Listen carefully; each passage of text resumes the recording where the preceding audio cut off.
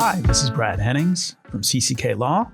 We're here today to talk a little bit about some news regarding the VA backlog.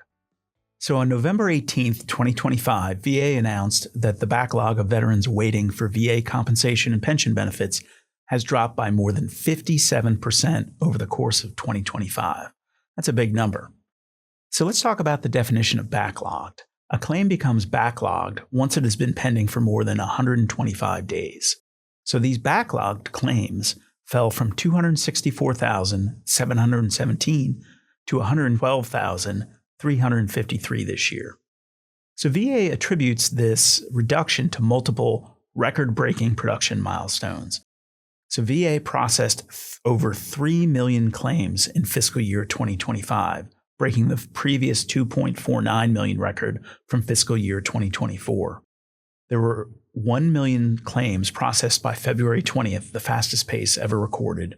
They had their most productive single day ever, which was May 29th, 2025, with 15,364 claims processed. Their most productive month in July, with over 300,000 claims processed. And they assert that there was improved accuracy. 12-month claims processing accuracy increased to 93.5%. which is up from 91.6% in October 2024. So VA also distributed $195 billion in compensation and pension payments to more than 6.9 million veterans and survivors in fiscal year 2025. So let's talk a little bit about what that all means. We should acknowledge the progress. VA's numbers reflect real movement in reducing the backlog and making people wait less. These faster initial processing times, they reduce wait times for many veterans, which is unquestionably positive. But process doesn't mean granted. This announcement doesn't clarify how many of the record-breaking process claims were approvals versus denials. So high output doesn't always correlate with high-quality decisions either.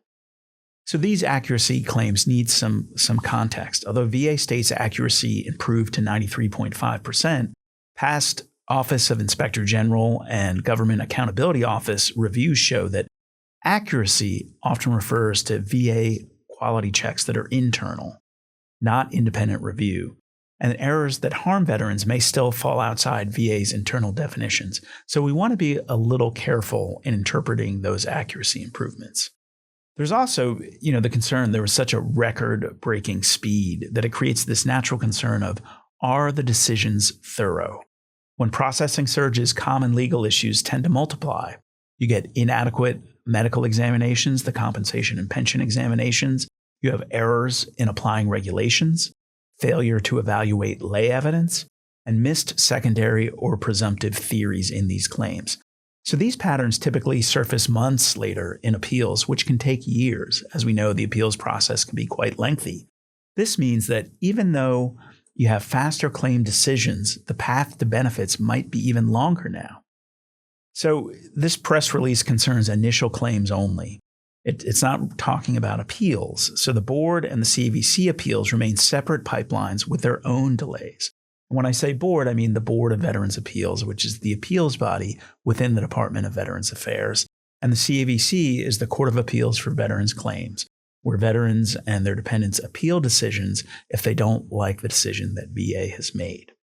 So this surge in initial denials could create future waves of appeals affecting veterans for years.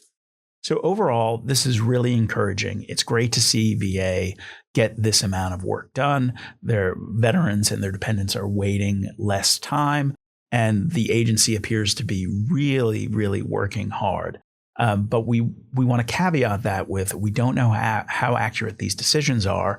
And again, speed doesn't necessarily equal quality. Again, thanks so much. This is Brad from CCK Law.